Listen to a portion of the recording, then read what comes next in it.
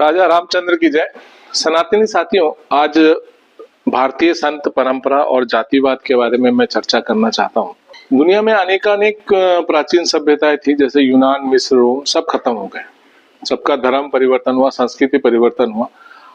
हमारे ऊपर भी यवनों का हमला हुआ, अंग्रेज भी आए, लगभग 1000 साल हम शोषित रहे। बट आपने कभी ये सोचा कि इतने हमारे पर विधर्मी हावी थे, फिर भी हम लोगों की धर्म और संस्कृति में कोई परिवर्तन नहीं हुआ। आप इसे एक अबूझ अदृश्य शक्ति की आध्यात्मिक शक्ति समझिए, और मैं उसके प्रत्यक्ष रूप हमारे संतों के रूप में देखता हूं, जिन्होंने न सिर्फ हम लोगों को संभाला, बल्कि सनातन को वो शक्ति दी कि आज हम दोबारा से पुनः स्थापित हो रहे हैं। सारी विद्याएं जागृत हो रही हैं, सारी परंपराएं जागृत हो रही है। हम लोग फिर से पूरी दुनिया पे अब हम लोग का प्रभाव जम रहा है। इसी अबूझ अदृश्य शक्ति को मैं संत परंपरा का नाम देता हूं। सनातन एक ऐसा धर्म है, हम लोग बहु ईश्वरवादी हैं, बहुवेदवादी हैं, बहुत सारी धार्मिक पुस्तकें हैं। हम लोगों के अंदर जो एक इंट्रोस्पेक्शन, खुद के बारे में इंट्रोस्पेक्ट करना और अपने में सुधार लाना, ये हमारी एक निरंतर प्रक्रिया रही है। और शायद इसीलिए हम लोग जड़ नहीं चेतन है। और ये करता कौन है? ये करता है हमारा संत समाज। आप अगर देखेंगे तो शिवाजी के गुरु थे गुरु रामदास जी, स्वामी राघवेंद्र थे महाराणा प्रताप के गुरु, सुहेलदेव पासी जी के गुरु थे।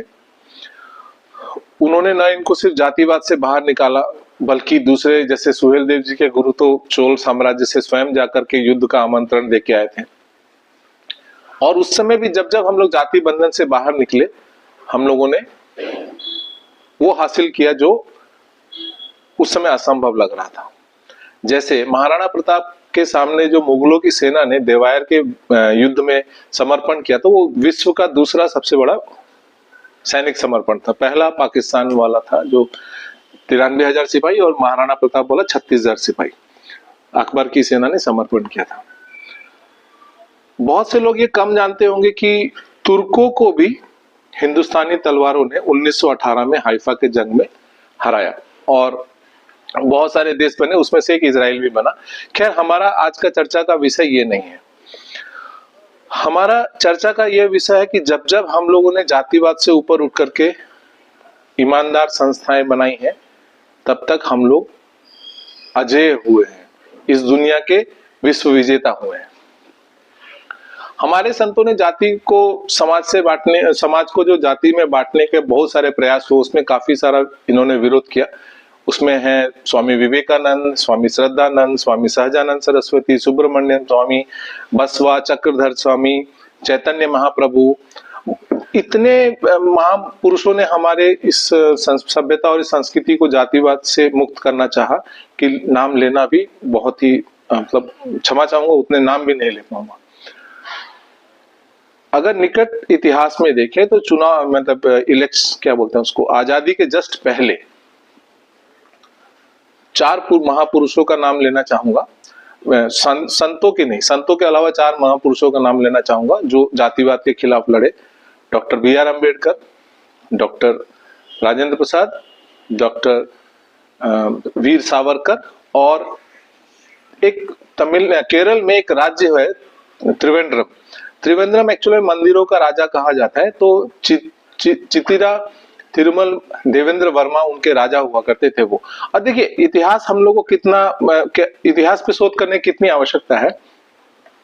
रत्नागिरी, नासिक, ये सब बहुत अगल बगल है। अंबेडकर साहब जब विराट हिंदुत्व, जब सावरकर जी जब विराट हिंदुत्व की बात करते हैं, तो वो 1929 में रत्नागिरी में दलितों का जनेऊ संस्कार शुरू करते हैं, उपनयन संस्कार। हिंदुओं की बहुत बड़ा संस्कार है सनातन का। 1931 तक वो एक पतित पावन मंदिर का निर्माण करते हैं, जहां पे कि सर्व एक साथ सहभोज होते हैं। जगन्नाथपुरी में जहां सहभोज होता है, वैसे भोज होता है, सारी जातियां एक साथ बैठ के खाती हैं। 1930 में एक घटना घटती है। अंबेडकर साहब चाहते हैं कालाराम टेम्पल, और कालाराम टेम्पल में जा करके वो इसमें आंदोलन शुरू करते हैं, टेम्पल एंट्री, इस शूद्रों को टेम्पल एंट्री करना होगा। 12 नवंबर 1936 आते आते ये सारी घटनाएं 1928 से 1938 के बीच में है। 12 नवंबर 1936 को राजेंद्र प्रसाद जी और महाराजा त्रावणकोर एक प्रोक्लेमेशन देते हैं, जिसको बोला जाता है इतिहास में त्रावणकोर प्रोक्लेमेशन, जिसके तहत मंदिरों में दलितों का प्रवेश शुरू होता है। आजादी मिलते ही हम लोग रिवर्स डायरेक्शन में, जो सुधार हमारे संत महात्मा ला रहे थे वो अचानक से रिवर्स डायरेक्शन में चला जाता है। अंबेडकर साहब साइडलाइन हो जाते हैं, डॉक्टर राजेंद्र प्रसाद, सभी लोग मतलब देखा जाए, और सावरकर जी को तो ऐसा लगता है जैसे पता नहीं, खैर कोई बात नहीं, सभी लोग हमारे साइडलाइन हो जाते हैं। ये रिवर्स डायरेक्शन में बात चली जाती है, और लेफ्ट का जो प्रोपागंडा है, लेफ्ट की जो विभाजनकारी सोच है, वो पूरी तरीके से तंत्र पे हावी हो करके धीरे धीरे हम फिर से जातिवाद की गिरफ्त में जाने लगते हैं। ऐसे समय फिर संत परंपरा सामने आती है, और इसमें जो सबसे वोकल और सबसे विजिबल टेक्निक के हर तरह के तकनीक का इस्तेमाल करके इसमें जो स्वामी सामने आ रहे हैं वो है स्वामी दीपांकर।